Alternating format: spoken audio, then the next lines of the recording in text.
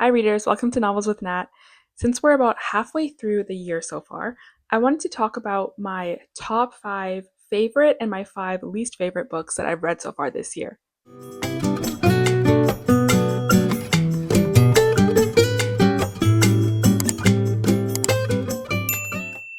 So I've read exactly 50 books so far this year. We're about halfway through June right now. So I thought it would be a good time to do this video, like a little mid year check in. I did do a video similar to this um, during the end of the first quarter of the year, the first like 3 months.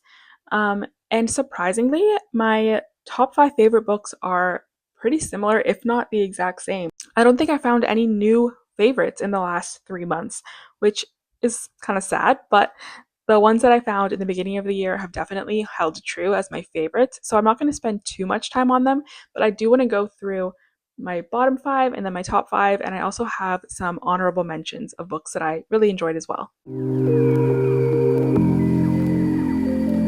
So I think we're going to start with my bottom five. I don't have most of these in physical books, mainly because if I rate a book 1 or 2 stars, it's pretty quick to get out of my house. It's going to be going into a free little library fairly quickly.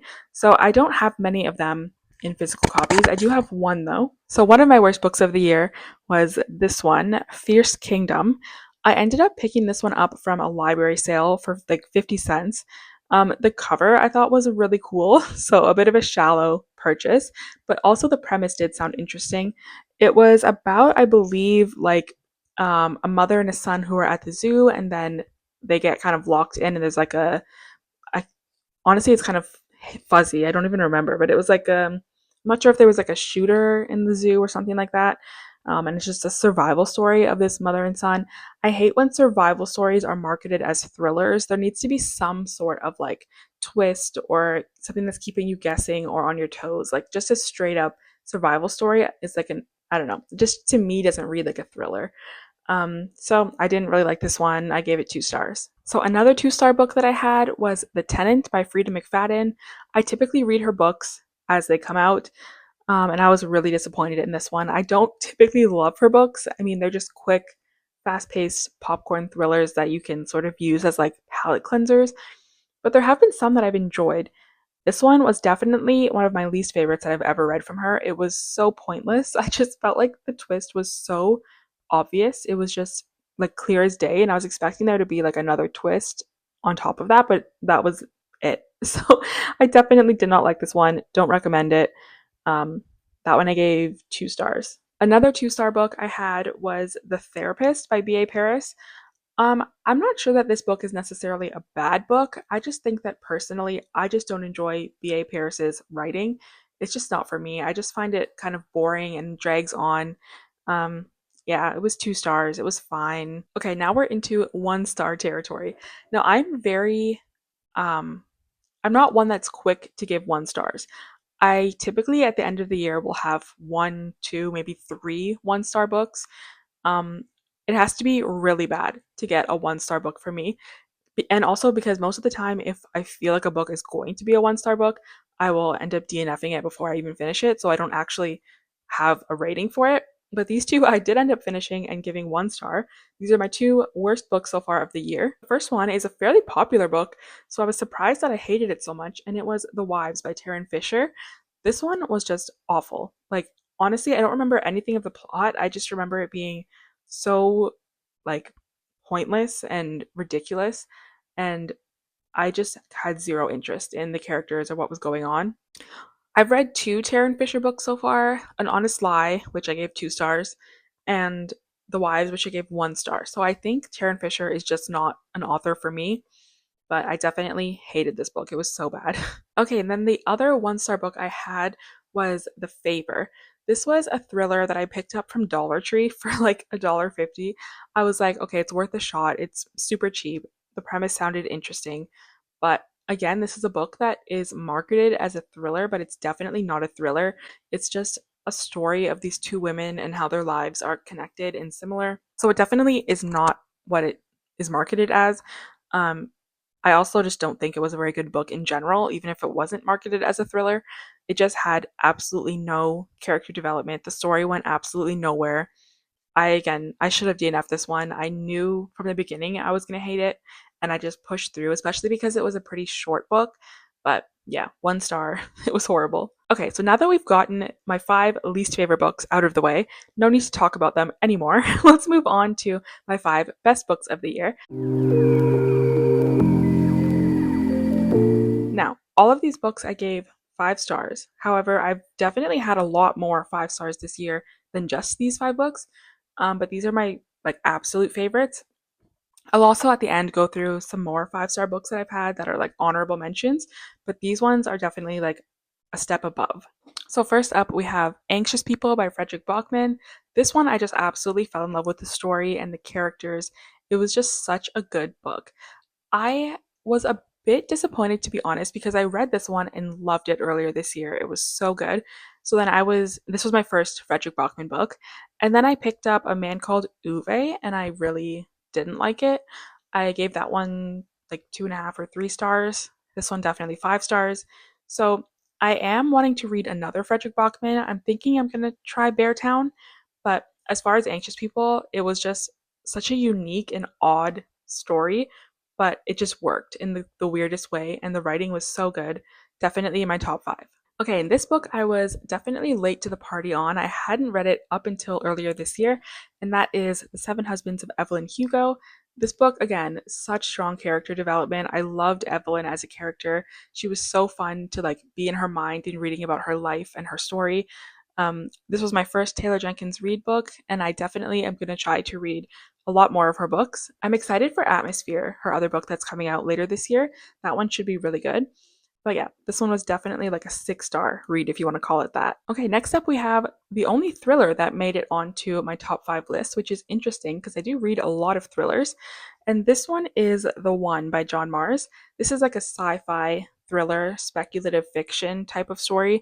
It's basically, if you haven't read it yet, it's about a world where there is like a scientific advancement where you can take a simple DNA test and it will match you genetically to your one true love or the person that you're meant to be with, and you're like kind of guaranteed to fall in love with.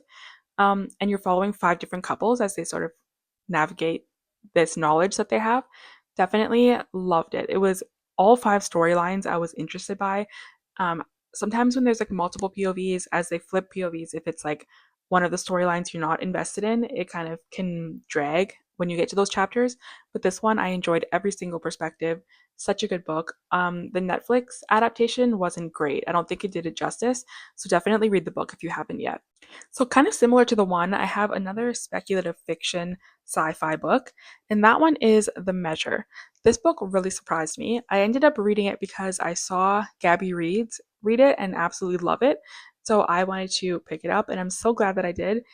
This one is also a similar type of book. The premise is one day everybody gets a box on their front door, and in the box is a string, and the length of the string corresponds to how many years you have left to live. And we're following different perspectives of people as they decide like what to do. Like, do you look in the box? Do you not? How does it affect your life? How does it affect your relationships and your decisions? And it was just so interesting. Again, all of the perspectives were intriguing and engaging. Definitely, I love this book so much, and I'm so excited to read this author's next book that I think is already out. It just came out, and it is called The Poppy Fields. I think it's also like a speculative sci-fi. So I have my name on hold at the library, and I should be getting it very soon. Okay, my last one in my top 5 is Project Hail Mary by Andy Weir. This is a pretty heavy sci-fi book, which I typically wouldn't have considered myself a sci-fi heavy reader. I like books with like elements of sci-fi or light sci-fi, but this one is like a full-on sci-fi book. And I just read it because of all of the hype that it's gotten, and everyone seems to just fall in love with the characters and the story. And so I literally found this like hardcover copy for like $3 at the thrift store. So I was like, okay, I have to get it and try it and see what the hype is about. And it definitely did not disappoint. I love the characters. I love Rocky, the character in this book. Just such an adorable character. I loved also the audiobook was so good. Definitely the best audiobook I've read in 2025 or listened to in 2025. I think if you're going to read this book, definitely use the audiobook. It was so good. Okay, so that is all of my top 5 books for 2025. I also thought I would put some honorable mentions, books that I really, really enjoyed, but just not quite made it into my top 5 of the year. First, we have The Return of Ellie Black. This one I gave 4.5 stars, really solid. Mystery, I just felt like the ending fell a bit short. Then we have All Good People Here by Ashley Flowers. This one, another one, a really good, solid mystery. I gave this one 5 stars. I really enjoyed it. I feel like a small town, cozy type of atmosphere. Try this one. Then we have He Started It by Samantha Downing. This one was just such a bingeable, addicting thriller. It's great for summertime. It's about like 3 siblings that are taking a road trip and stuff just starts going wrong, and it was really entertaining. Then we have The Midnight Library by Matt Haig. I gave this book 4.5 stars. I really loved it. I loved the sort of commentary about life and mental health. I just felt like some parts dragged on a little bit, so that's why I didn't quite make it to a 5 star for me. But this one was definitely a great book. It's my favorite Matt Haig that I've read so far. Okay, my last honorable mention is Famous Last Words. This one was such a unique story, and I really liked the style of storytelling. I can totally understand that it might not be for everyone, and a lot of people might consider this too slow paced for them, but I really enjoyed it. This one is basically about a woman who one day gets a phone call that there is a hostage situation and her husband is the gunman. And it just kind of sends her on this spiral of like trying to figure out what's going on, what led her husband to do this. And there are just so many twists along the way. It was a really solid book, probably my favorite from this author, and I've read her entire backlist. Okay, so I hope you enjoyed this little mid year check in, some of my favorites and least favorites of the year so far. I definitely will repeat this video at the end of the year and do some more videos about like my full year of books and of reading. So I think I definitely will reach my goal for the year of basically like my baseline goal is always 100 books.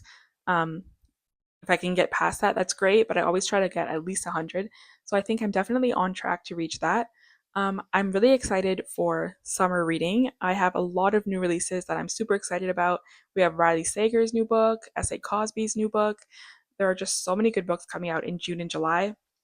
I also went to the library a few days ago and came home. You can see in the back this stack of books that I'm excited about. I love going there and just kind of window shopping and just grabbing whatever looks good. I have a lot of reading plans that I need to get to. I have very ambitious reading goals for the next 2 months, so I really need to focus and get on that. Let me know in the comments what are some of your favorite books that you've read so far this year. Also, let me know what are some of your least favorites. Please, if you could subscribe to my channel, it would mean so much to me. I would also really appreciate it if you could like this video, leave a comment. I definitely will reply to all of the comments. I really appreciate you watching. Thank you so much, and I'll see you in another video very soon. Bye.